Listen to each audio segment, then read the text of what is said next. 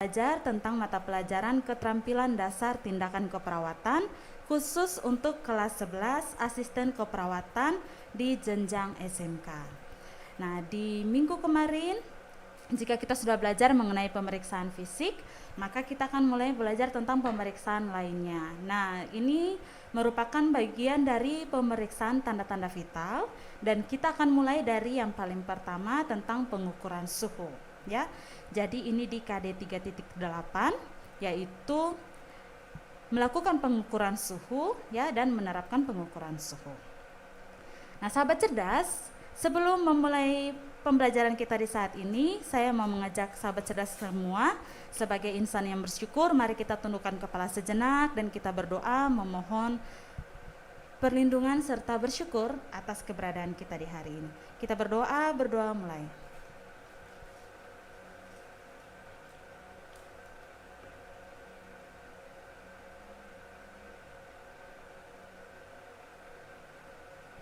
Berdoa selesai. Nah, sahabat cerdas, pasti kalian bertanya-tanya kira-kira pengukuran suhu ini seperti apa, bagaimana caranya? Kita akan lihat bersama-sama, ya. Nah, di materi hari ini, hal-hal yang akan kita pelajari yaitu definisi suhu tubuh, kemudian tujuan dan indikasi dari pengukuran suhu tubuh, lalu faktor-faktor yang mempengaruhi suhu tubuh, mekanisme pengeluaran panas tubuh, dan yang terakhir adalah perubahan suhu tubuh. Nah, pengukuran suhu ini Ibu bagi atas 2 pertemuan, ya. Jadi di pertemuan kali ini kita belajar tentang hal-hal yang ada di sahabat cerdas bisa lihat, ya, bersama di layar. Nanti di minggu depan baru kita mempelajari tentang prosedur dan caranya. Nah, kita lihat yang paling pertama, definisi suhu tubuh. Suhu tubuh adalah perbedaan antara jumlah panas yang diproduksi oleh proses tubuh dan jumlah panas yang hilang ke lingkungan luar. Jadi, suhu tubuh ini panas diproduksi oleh tubuh dan juga panas yang dikeluarkan ke lingkungan luar. Nah, itu ada perbedaannya, itu yang disebut dengan suhu tubuh. Pengukuran suhu tubuh ini ditunjukkan untuk memperoleh suhu inti jaringan tubuh yang representatif, yang artinya mampu mewakili seluruh suhu yang ada di dalam tubuh manusia. Suhu tiap organ itu dipresentasikan, ya, diwakili oleh suhu tubuh. Kemudian suhu normal rata-rata bervariasi bergantung pada lokasi pengukuran. Tempat pengukuran suhu inti merupakan indikator suhu tubuh yang lebih dapat diandalkan dibandingkan tempat yang menunjukkan suhu permukaan. Nah, apa saja suhu inti, apa saja suhu permukaan, kita akan lihat bersama, ya. Suhu inti dan suhu permukaan. Nah, untuk suhu inti ini merupakan suhu jaringan tubuh bagian dalam seperti rongga abdomen, rongga pelvis, ya. Jadi bagian dalam tubuh itu disebut suhunya itu disebut sebagai dengan suhu inti, ya. Sedangkan suhu permukaan merupakan suhu pada kulit jaringan subkutan dan lemak, ya, pada permukaan tubuh. Dan suhu permukaan ini bisa meningkat atau menurun sebagai respons terhadap lingkungan. Jadi dia fluktuatif, bisa naik turun tergantung juga oleh lingkungan di sekitar kita. Nah, apa sih yang mengatur suhu tubuh manusia, yang mengatur suhu tubuh sahabat cerdas sekalian dan juga suhu tubuh saya, kita semua? Nah, proses itu disebut dengan proses termoregulasi, ya. Termoregulasi itu adalah pengatur fisiologis tubuh manusia mengenai keseimbangan produksi panas dan kehilangan panas, ya. Jadi produksi dan kehilangan panas, mengeluarkan panas sehingga tubuh dapat dipertahankan suhunya itu secara konstan, dan keseimbangan suhu tubuh ini diregulasi oleh mekanisme fisiologis tubuh dan juga perilaku. Nah, mekanisme fisiologis tubuh ini untuk pengaturan suhu diatur di mana? Suhu tubuh diatur oleh hipotalamus yang terletak di antara 2 hemisfer otak, ya. Karena sahabat cerdas sudah melewati anatomi fisiologi, jadi sebenarnya tidak perlu dijelaskan. Tapi di sini Ibu sertakan fotonya, bisa dilihat. Jadi bagian yang hipotalamus ini ditunjukkan dengan warna agak kehijauan ini, ya, agar bisa membedakan bagian hipotalamus yang mana. Ya, jadi suhu tubuh itu diatur di situ. Nah, agar suhu tubuh tetap konstan dan berada dalam batasan normal, maka hubungan antara produksi panas dan pengeluaran panas itu harus dipertahankan dan dia berjalan bersama-sama. Tempat pengukuran suhu inti yang paling efektif yaitu pada rektum, kemudian membran timpani, esofagus, arteri pulmonal, dan juga pada vesika urinaria. Ya, jadi kadang kalau sahabat cerdas, kalau pipis urinnya itu ya terasa hangat. Nah, itu keluarnya dari vesika urinaria. Jadi disitulah suhu yang sebenarnya, suhu inti tubuh yang sebenarnya. Ya. Kemudian mekanisme kontrol suhu pada manusia itu menjaga agar suhu inti tetap konstan pada kondisi lingkungan dan aktivitas fisik yang ekstrim. Namun suhu permukaan itu bisa berubah di mana aliran darah akan menuju ke kulit dan hilang ke lingkungan luar. Jadi suhu permukaan itu gampang berubah. Karena perubahan suhu tersebut, maka suhu normal dari manusia itu berkisar dari 36 derajat hingga 37,5 derajat Celcius. Nah, pada rentang ini jaringan dan sel tubuh akan berfungsi secara optimal ya. Jadi pada suhu tubuh seperti 36 sampai 37,5 derajat Celcius itu maka suhu tubuh akan berfungsi secara optimal. Nah, pada hipotalamus ini, pada bagian anterior atau bagian depan, dia mengatur kehilangan panas. Sedangkan hipotalamus bagian posterior atau bagian belakang itu mengatur produksi panas. Nah, pada hipotalamus ini dia fungsinya seperti termostat, sahabat cerdas sekalian. Jadi kalau di dalam ruangan termostat dia mengatur kehangatan dalam ruangan. Nah, sama juga fungsinya dengan hipotalamus dalam mengatur suhu tubuh manusia. Suhu yang nyaman itu diistilahkan sebagai set point. Agar operasi sistem pemanas dalam tubuh itu bisa berjalan dengan baik, maka dia harus berada pada set point ya.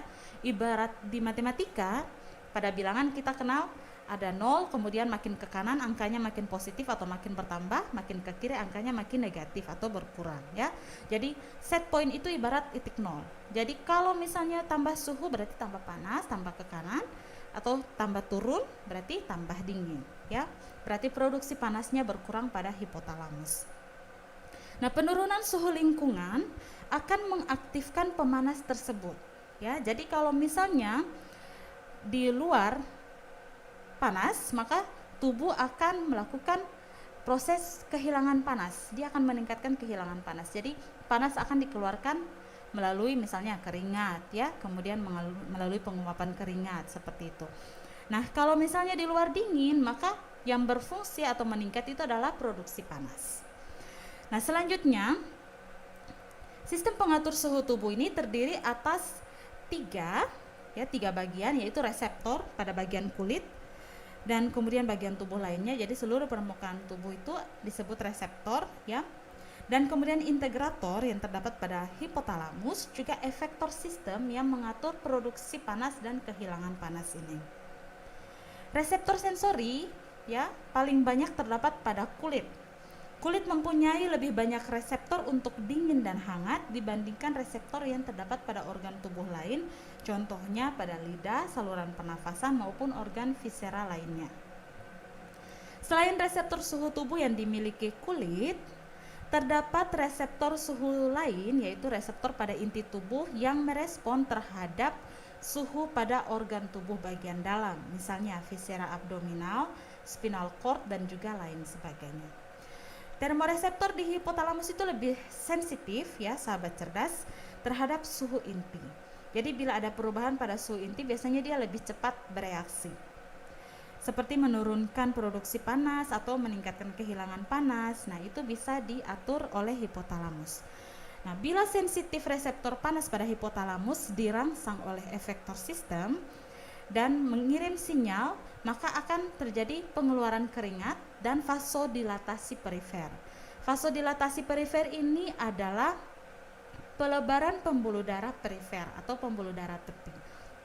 Jadi kalau misalnya di luar kondisinya panas, maka pembuluh-pembuluh darah tepi kita akan melebar ya, dan kelenjar keringat akan memproduksi keringat sebagai upaya untuk menurunkan suhu tubuh ya. kemudian produksi suhu tubuh itu akan menurun. Jadi yang meningkat adalah kehilangan suhu tubuh dan produksi panasnya itu akan menurun. Sebaliknya, kalau misalnya dari reseptor menerima sinyal bahwa di luar dingin, maka efektor akan melakukan vasokonstriksi atau penyempitan pembuluh darah sehingga kita tidak mengalami pelepasan panas yang banyak, ya. Jadi karena ada penyempitan bisa kita merasa menggigil, kemudian nanti tubuh melepaskan epinefrin untuk meningkatkan produksi panas. Jadi kalau kita lihat lagi hipotalamus anterior dan hipotalamus posterior, jadi singkatnya ketika di luar panas, maka yang bekerja lebih meningkat adalah hipotalamus anterior. Dan hipotalamus posterior akan menurunkan kinerjanya. Jadi produksi panas tubuh berkurang dan lebih banyak mengeluarkan panas keluar. Sebaliknya, jika di luar sana suhunya dingin, lingkungan suhu dingin, maka hipotalamus anterior akan menurunkan kinerjanya dan hipotalamus posterior akan menaikkan kinerjanya, sehingga terjadi balancing antara suhu lingkungan di luar dan suhu tubuh kita. Jika di luar dingin, kemudian suhu tubuh kita juga hipotalamus memproduksi panasnya menurun, nah itu bisa membuat orang menjadi dalam kondisi suhu tubuh orang kedinginan, kemudian menggigil yang sangat hebat, ya. Kemudian efektor sistem yang lain yaitu sistem saraf somatik. Nah, di mana ketika panas di luar, sistem saraf kita dirangsang, maka secara sadar kita akan misalnya melakukan kipas, ya, kita mengipas. Nah, itu diatur oleh efektor sistem somatik, sistem saraf somatik. Jika di luar sana dingin, maka secara sadar kita akan mengambil, misalnya kita akan pakai selimut atau kita pakai jaket. Nah, itu diatur oleh saraf somatik. Kemudian, apa tujuan dan indikasi dari pengukuran suhu tubuh? Kita lihat bersama-sama. Tujuan pengukuran suhu tubuh sahabat cerdas itu untuk mengetahui suhu tubuh klien yang nantinya membantu dalam menentukan diagnosis penyakit. Jadi ada beberapa penyakit yang merupakan tanda dan gejalanya atau manifestasi klinisnya itu yaitu demam, ya, atau tubuh mengalami peningkatan suhu tubuh akibat panas. Nah, dengan peningkatan suhu tubuh atau penurunan suhu tubuh, kita bisa menentukan diagnosis, bisa membantu dokter dalam melakukan diagnosis medis maupun kita sebagai perawat juga untuk melakukan langkah perawatan ke depannya seperti apa. Apakah kita melakukan kompres panas atau kita melakukan kompres dingin, itu ditentukan dari pengukuran suhu tubuh. Indikasi dari pengukuran suhu tubuh ini, sahabat cerdas, diberikan kepada siapa saja? Diberikan kepada setiap klien baru. Kemudian setiap hari dituliskan di status klien. Jadi setiap hari klien harus dimonitor, harus diobservasi. Apakah ada perubahan suhu atau tidak? Apalagi klien dengan kondisi penyakit yang memiliki manifestasi klinisnya demam, ya. Kemudian sewaktu-waktu, misalnya klien menggigil hebat mendadak atau panas mendadak, atau menurut instruksi dokter. Jadi kadang kalau klien dalam kondisi kegawatan, kita diminta untuk observasi, ya. Jadi instruksi dokter tolong diobservasi, misalnya setiap 15 menit sekali observasi tanda-tanda vitalnya, observasi denyut jantungnya, observasi tekanan darahnya, kemudian observasi suhu tubuhnya. Itu harus dilakukan observasi jika sewaktu-waktu dibutuhkan atas dasar instruksi dokter. Sekarang kita akan melihat apa saja faktor-faktor yang mempengaruhi suhu tubuh, ya. Faktor-faktor yang mempengaruhi suhu tubuh yang pertama yaitu usia. Pada bayi dan balita, sahabat cerdas, itu belum terjadi kematangan mekanisme pengaturan suhu tubuh, sehingga dapat terjadi perubahan suhu tubuh yang drastis terhadap lingkungan. Kemudian makanya anak-anak, bayi dan balita biasanya diberikan pakaian yang cukup tebal, kemudian dihindari pajanan terhadap suhu lingkungan yang ekstrim. Biasanya seorang bayi baru lahir itu dapat kehilangan 30% panas tubuh melalui kepala akibat dari misalnya sutura yang belum menutup dengan baik. sehingga tubuh bayi baru lahir itu berkisar antara 35,5 sampai 37,5 derajat Celcius. Suhu tubuh regulasinya ini baru mencapai kestabilan ketika sudah mengalami masa pubertas. Jadi sebelum mengalami masa pubertas masih mengalami naik turun lonjakan suhu tubuh dan belum terlalu stabil. Sampai sudah menginjak pubertas baru suhu tubuh akan stabil, kisarannya 36 sampai 37,5. Semakin tua, maka suhu normal itu juga akan semakin menurun. Ya. Pada dewasa tua memiliki kisaran suhu tubuh yang lebih rendah dibandingkan dengan dewasa muda. Suhu oral atau suhu pemeriksaan yang dilakukan pemeriksaan pada mulut itu senilai 35 derajat Celcius pada lingkungan dingin. Itu cukup umum pada orang dewasa tua. Namun rata-rata suhu tubuh pada dewasa tua itu adalah 36 derajat Celcius. Orang pada usia dewasa tua, mereka lebih sensitif terhadap suhu yang ekstrim. Jadi kalau ada perubahan suhu ekstrim, mereka biasanya lebih sensitif dan bahkan regulasinya akan berkurang sehingga dia akan cepat mengikuti perubahan suhu tubuh, suhu lingkungan itu, ya. Itu diakibatkan oleh apa? Karena semakin tua, mekanisme pengaturan terutama pada vasomotor, ya, yaitu yang tadi disebutkan ada vasodilatasi, ada vasokonstriksi, ya. Jadi pada pengaturan pembuluh darah biasanya semakin bertambah tua. Untuk pembuluh darah pengaturan mengecil, menyempit dan melebarnya itu sudah semakin berkurang, ya. Jadi istilahnya sudah kurang permeabel. Kemudian berkurangnya aktivitas kelenjar keringat. Jadi semakin tua biasanya orang-orang tua kalau kita perhatikan mereka jarang sekali berkeringat. Karena kelenjar keringatnya itu aktivitasnya sudah menurun dan mereka akan lebih sering mengalami miksi, ya. Kemudian metabolisme tubuh yang turun juga turut mempengaruhi pelepasan suhu tubuh. Jadi biasanya kalau metabolisme tinggi, suhu tubuh akan meningkat. Tetapi kalau pada orang tua, mereka cenderung lebih metabolisme tubuhnya sudah menurun sehingga mereka cenderung akan lebih mengalami perubahan suhu tubuh, terutama pada saat suhu lingkungannya itu dingin, ya. Kemudian faktor yang kedua yaitu olahraga. Nah, aktivitas otot itu membutuhkan lebih banyak darah dan energi sehingga akan terjadi peningkatan pemecahan karbohidrat dan lemak pada tubuh. Nah, peningkatan pemecahan karbohidrat dan lemak ini juga sudah pasti meningkatkan metabolisme tubuh, ya. Terjadi peningkatan metabolisme sehingga meningkatkan produksi panas juga sehingga terjadi peningkatan suhu tubuh terutama pada mereka yang melakukan olahraga berat. Ya, pasti tidak ada di antara sahabat cerdas misalnya yang berjalan sekitar 200 meter dan tidak mengalami peningkatan suhu tubuh. Pasti semua mengalami peningkatan suhu tubuh karena terjadi metabolisme tubuh, ya.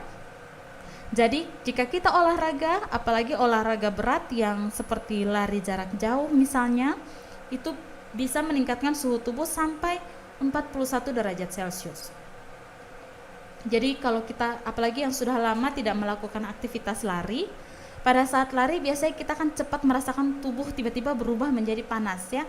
Kalau orang yang sudah terbiasa lari, dia biasanya lebih suhu tubuhnya itu lebih menyesuaikan. Jadi peningkatan panas itu tidak terlalu signifikan. Jadi dia perlahan-lahan untuk orang yang sudah biasa lari. Tapi kalau orang yang sudah lama baru kemudian melakukan aktivitas olahraga itu belum apa-apa, itu pasti sudah terjadi peningkatan suhu tubuh, ya. Selanjutnya faktor yang ketiga yaitu kadar hormon. Nah, ini biasanya paling umum itu terjadi pada wanita yang mengalami fluktuasi suhu tubuh lebih besar. Hal ini disebabkan karena ada variasi hormonal yang terjadi pada saat siklus menstruasi. Jadi kalau pada wanita setelah siklus menstruasi biasanya kurang lebih sekitar 1 minggu kemudian kita sudah mulai memasuki masa ovulasi atau masa subur. Nah, pada saat masa subur ini biasanya hormon progesteron itu akan meningkat dan dia bisa meningkatkan suhu tubuh sekitar 0,3 sampai 0,6 derajat Celcius. Kenapa? Karena pada saat masa ovulasi itu progesteron ini dia mempersiapkan rahim, ya, supaya sudah siap untuk dibuahi dan juga dia membuat otot-otot rahim menjadi rileks sehingga di situ terjadi peningkatan suhu tubuh. Makanya kalau kita baca biasanya pada orang dengan kehamilan muda, tanda gejalanya itu yang paling umum dia mengalami peningkatan suhu tubuh basal. Selanjutnya, sahabat cerdas, faktor yang keempat yaitu irama sirkadian. Suhu tubuh normalnya itu akan berubah sepanjang hari, ya, menyesuaikan dengan lingkungan, dengan perbedaan sekitar 1 derajat Celcius antara pagi dan sore hari. Titik suhu tubuh tertinggi biasanya terjadi antara pukul 10 malam sampai 12 malam, ya. Jadi biasanya kita akan merasa suhu tubuh lebih hangat pada saat jam 10 sampai jam 12 malam. Dan kemudian kita akan merasa sangat dingin, ya, yaitu titik suhu tubuh terendah pada saat kita tidur sekitar pukul 4 pagi sampai pukul 6 pagi. Itu yang disebut dengan irama sirkadian. Jadi biasanya kalau malam kita tidur tidak menggunakan selimut, kaget-kaget pas pagi, kenapa kita pakai selimut? Karena mungkin secara tidak sadar pada saat kita mengalami perubahan suhu tubuh, kita dengan setengah sadar kita ambil selimut kemudian menutup karena terjadi penurunan suhu tubuh. Kita merasa lebih dingin sehingga secara tidak sadar kita mengambil selimut untuk digunakan. Kemudian pola suhu pada irama sirkadian ini dia tidak mengalami perubahan pada individu yang bekerja di malam hari dan tidur di siang hari. Jadi kalau yang malam jadi siang, siang jadi malam, itu biasanya tidak mengalami perubahan suhu tubuh seperti irama sirkadian ini. Dan kalau untuk mengembalikan lagi suhu tubuh seperti semula, untuk mengalami lagi irama sirkadian ini seperti semula, tubuh butuh penyesuaian 1-3 minggu baru bisa kembali seperti semula. Itulah kenapa orang dengan kondisi insomnia mereka sangat sulit kembali untuk menjadi normal, ya. Dan itu butuh terapi bisa, kemudian butuh penyesuaian juga bisa. Contohnya kalau misalnya kita ada orang yang kalau sudah tidur siang maka pasti malamnya itu akan kesulitan tidur. Jadi dia cara mengatasinya bagaimana supaya jangan sampai mengganggu jam tidurnya ini, ya bisa tidak dengan melakukan tidur siang. Karena pada saat tidur malam itu biasanya kita mengalami berbagai macam perbaikan sel-sel tubuh yang rusak, terjadi produksi sel darah merah, dan itu hanya bisa terjadi ketika kita mengalami tidur yang dalam atau deep sleep, ya. Jadi jangan memperbiasakan, apalagi dalam kondisi pandemi karena semuanya dari rumah, jadi siang jadi malam, malam jadi siang. Jangan seperti itu karena nanti butuh waktu yang cukup lama bagi tubuh untuk menyesuaikan diri kembali, ya. Jadi jangan lupa bahwa untuk irama sirkadian titik suhu tubuh tertinggi pada pukul 10 hingga pukul 12 malam dan titik suhu terendah pada pukul 4 pagi hingga pukul 6 pagi. Dan seiring berjalannya usia, irama sirkadian ini dia tidak mengalami perubahan. Selanjutnya faktor yang kelima yaitu stres. Nah, stres secara fisik maupun emosional meningkatkan suhu tubuh melalui stimulasi hormonal dan saraf. Perubahan fisiologis ini meningkatkan metabolisme yang akan meningkatkan produksi panas. Nah, siapa yang mengalami perubahan emosional, dia stres kemudian marah-marah dan tidak merasa tubuhnya panas, malah kedinginan. Biasanya orang yang dengan kondisi emosional tinggi, dia akan merasa tubuh lebih panas, tubuh lebih berkeringat, kemudian lebih panas dari dalam, ya. Sedangkan orang yang takut, biasanya saraf dan hormon akan bekerja bersama-sama. Biasanya dia lebih merasakan ujung-ujung jari, saraf-saraf pembuluh darah perifernya ini akan menjadi lebih dingin. Biasanya orang takut, ya. Kalau orang gelisah, dia sama dengan orang marah, suhu tubuhnya itu akan meningkat. Kemudian yang keenam yaitu lingkungan, ya. Lingkungan ini suhu lingkungan bisa berubah dengan sangat cepat, dan suhu lingkungan paling berpengaruh terhadap suhu tubuh manusia. Jika tanpa mekanisme kompensasi yang tepat, maka suhu tubuh manusia berubah mengikuti suhu lingkungan. Bayangkan sahabat cerdas, sebegitu luar biasanya Tuhan menciptakan manusia dengan seluruh mekanisme di dalam tubuhnya. Bayangkan jika Tuhan tidak menciptakan, membuat mekanisme kompensasi suhu ini dalam tubuh kita. Tidak ada yang namanya termoregulasi dalam tubuh kita. Maka jika cuaca dingin, tubuh kita juga akan menjadi dingin, ya. Cuaca panas, tubuh kita juga akan menjadi panas. Dan panas yang tinggi dan atau suhu tubuh yang sangat rendah bisa merusak organ-organ di dalam tubuh kita. Makanya kenapa orang kalau misalnya dia mendaki, kemudian dia mendaki misalnya di daerah bersalju dan dingin yang sangat ekstrim, itu bisa membunuh seseorang jika mekanisme kompensasi suhu tubuhnya ini tidak berjalan dengan baik, ya. Jadi kita harus bersyukur dan berterima kasih bahwa Tuhan membuat tubuh manusia sedemikian rupa sehingga bisa menyesuaikan suhu dengan lingkungan di luar. Kemudian faktor yang ketujuh yaitu penyakit. Nah, beberapa penyakit dapat menaikkan suhu tubuh karena infeksi yang ditimbulkannya. Contohnya seperti apa, sahabat cerdas? Contohnya nih, ada demam berdarah dengue atau demam dengue yang disebabkan oleh infeksi virus dengue yang biasanya disebarkan oleh nyamuk Aedes aegypti, ya. Itu manifestasi klinisnya itu sudah pasti demam, ya, sesuai namanya.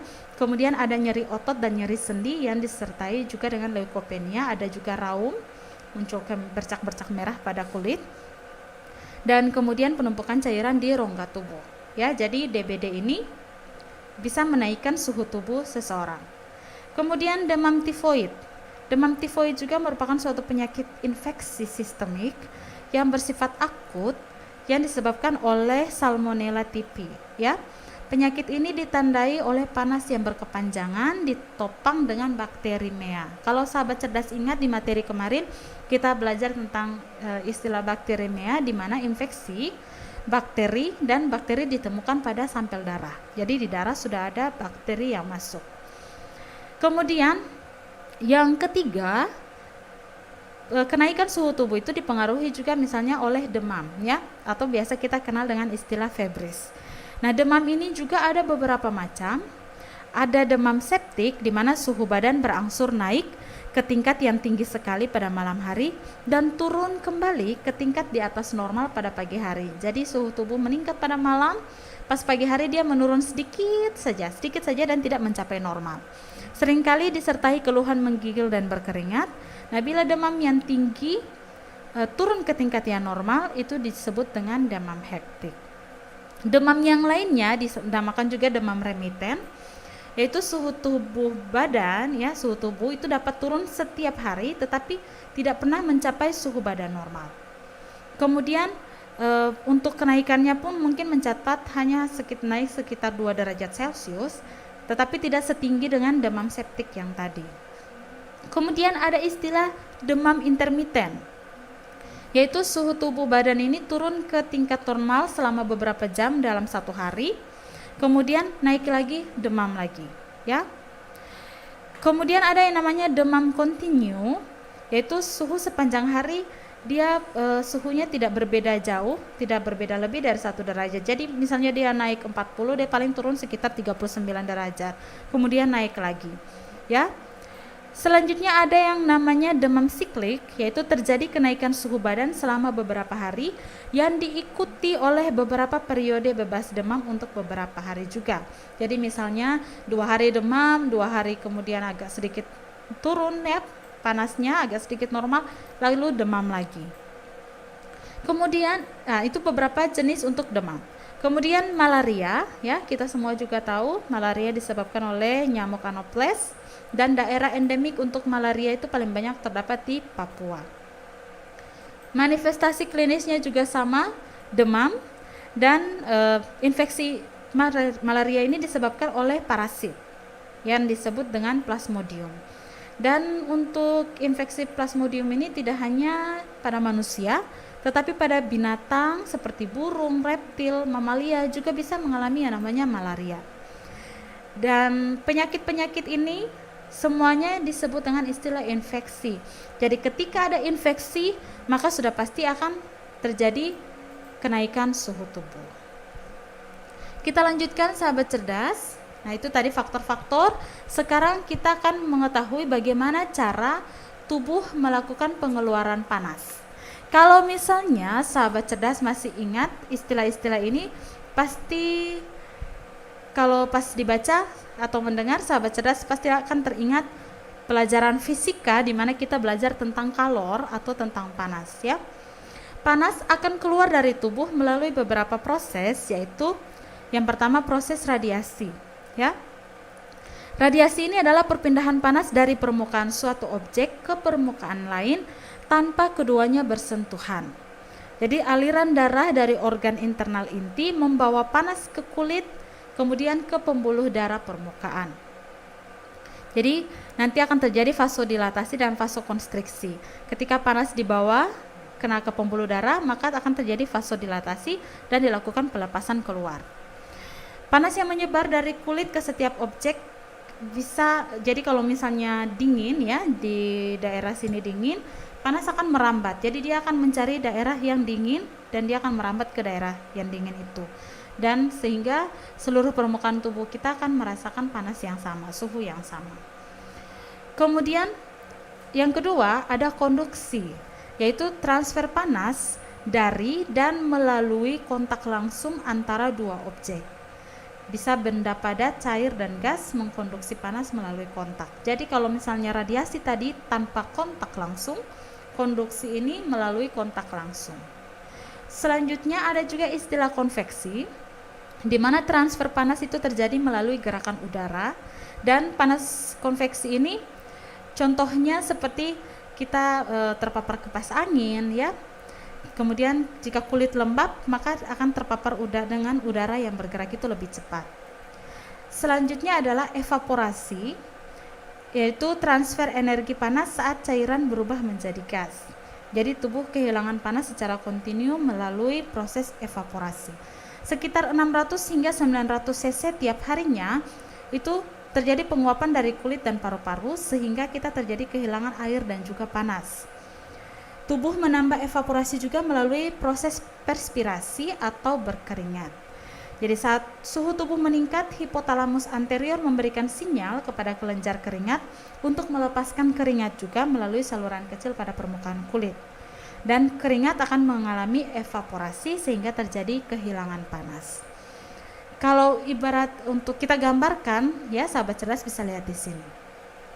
Radiasi yaitu ketika panas dipancarkan tanpa menyentuh objek seperti ini.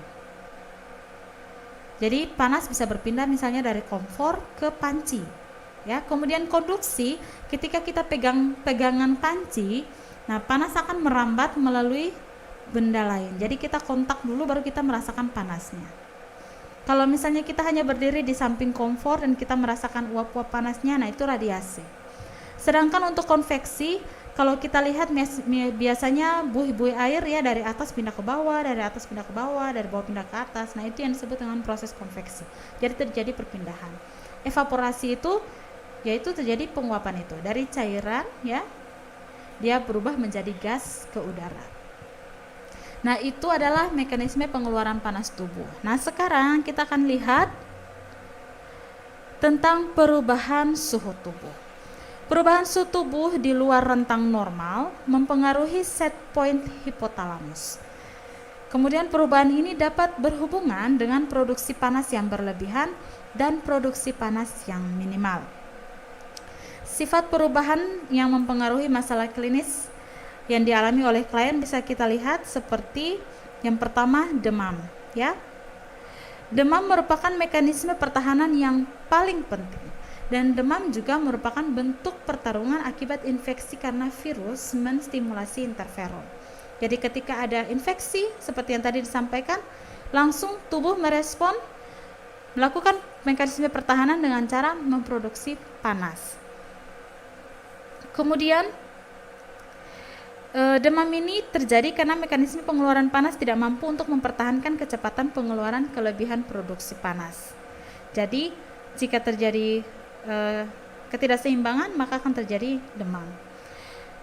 Biasanya kalau demam terjadi di bawah suhu 39 derajat Celcius maka tidak berbahaya. Berbahaya itu jika sudah di atas 39 derajat Celcius. Beberapa pola demam yang sering terjadi meliputi demam yang terus-menerus, tingginya menetap lebih dari 24 jam dan bervariasi kenaikan suhunya antara 1 hingga 2 derajat Celcius. Kemudian ada juga yang intermittent yang memuncak secara berseling dengan suhu normal dan suhu bisa kembali normal paling sedikit dalam 24 jam. Kemudian ada juga remiten, demam memuncak dan turun tanpa kembali ke tingkat suhu normal seperti yang tadi dijelaskan, ya. Dan juga ada demam relapse ya.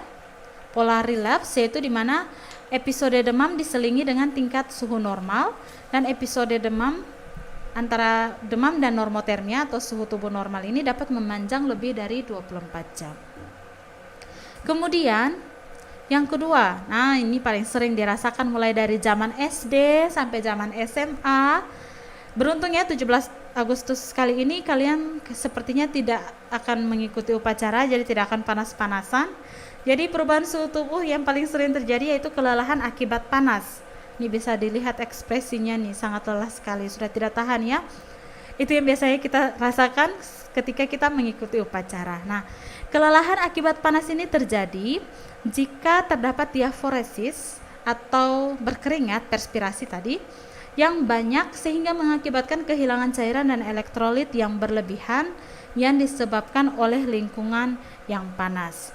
Tanda dan gejalanya yaitu kurangnya volume cairan dan kelelahan akibat panas ini. Untuk ditanganinya itu kita pindahkan klien ke lingkungan yang lebih dingin serta kita perbaiki keseimbangan cairan dan elektrolit. Makanya biasanya setelah upacara kita nomor satu yang kita cari adalah air ya. Karena terjadi apa? Terjadi diaforesis atau perspirasi di mana kita berkeringat secara berlebihan. Jadi kita mengalami kehilangan cairan yang sangat banyak. Selanjutnya hipertermia ya. Hipertermia atau peningkatan suhu tubuh yang berhubungan dengan ketidakmampuan tubuh menghilangkan panas ataupun mengurangi produksi panas di dalam tubuh manusia. Jadi ketika tubuh tidak mampu untuk menghilangkan panas, sedangkan produksi panas terus meningkat, maka bisa terjadi hipertermi ini. Jadi terjadi adanya beban pada mekanisme pengaturan suhu tubuh. Setiap penyakit atau trauma pada hipotalamus bisa menyebabkan perubahan pada mekanisme pengaturan suhu tubuh ini, sehingga jika ada infeksi, nah bisa terjadi kenaikan suhu tubuh yang ekstrim, terjadi hipertermi.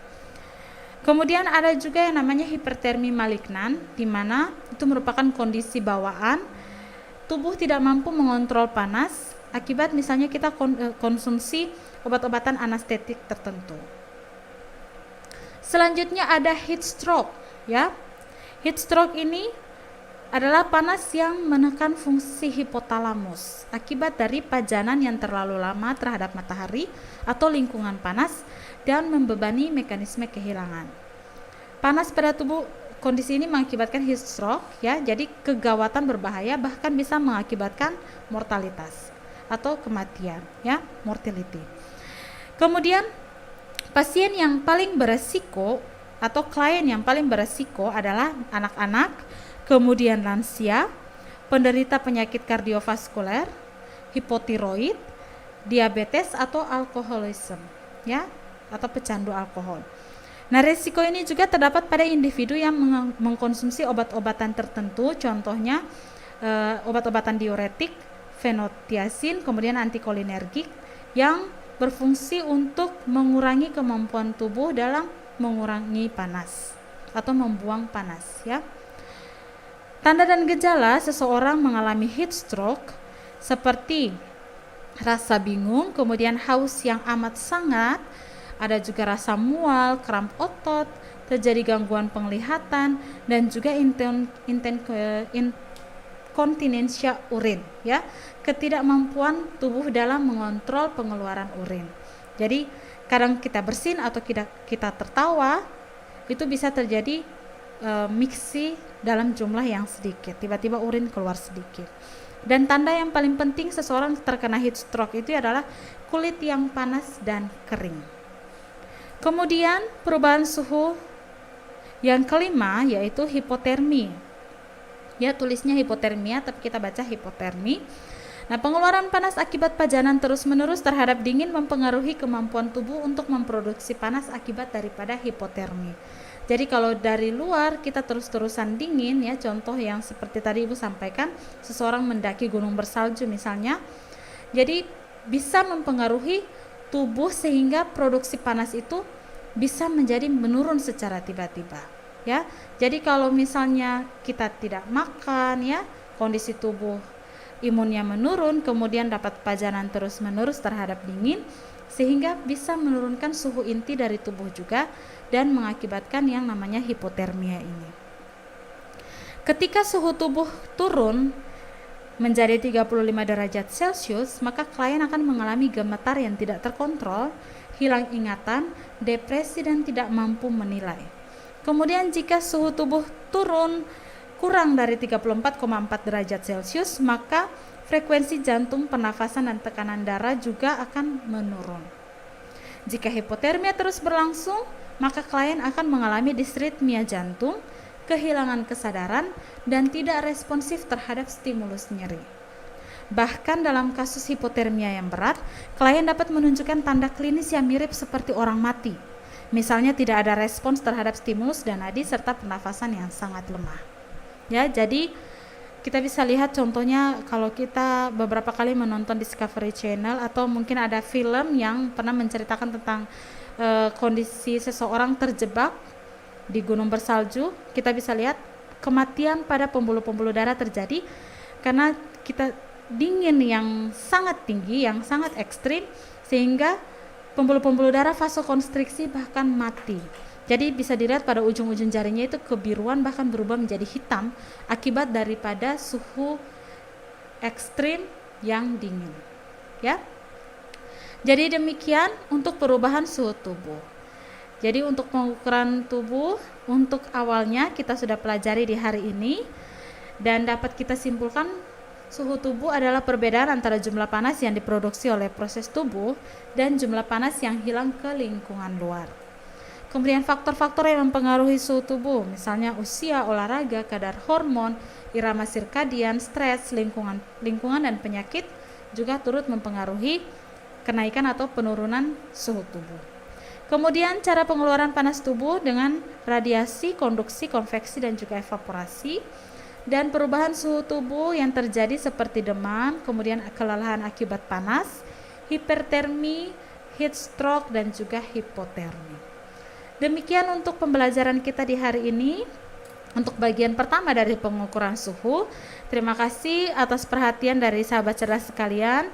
Semoga bisa mengingat pembelajaran di hari ini dengan baik, dan di minggu depan kita akan mempelajari tentang bagaimana cara kita melakukan pengukuran suhu. Dan untuk menutup pembelajaran di hari ini, saya mengajak kita semua, mari kita kembali berdoa untuk berterima kasih atas ilmu baru yang telah kita dapatkan di hari ini. Mari kita berdoa.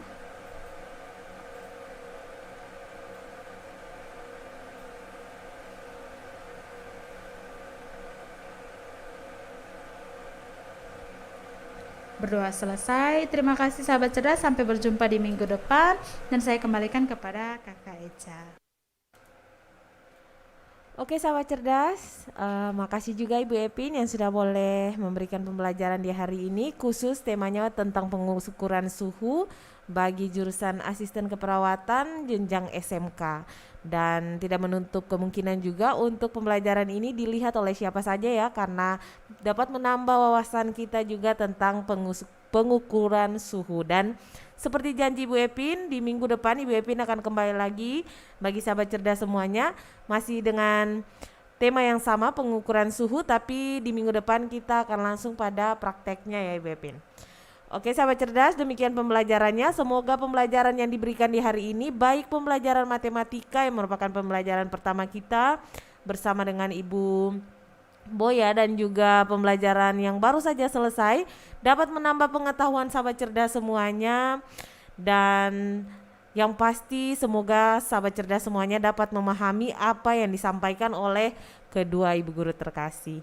Oke sahabat cerdas, dan sudah waktunya juga Kak Eca harus berpisah dari pendengar sahabat cerdas semuanya.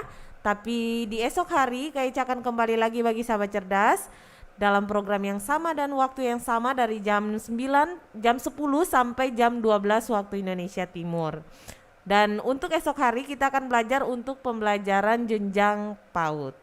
Oke sahabat cerdas, jaga kesehatan selalu dan tetap semangat untuk meluangkan waktu kalian untuk selalu belajar ya sahabat cerdas, walaupun hanya di rumah saja.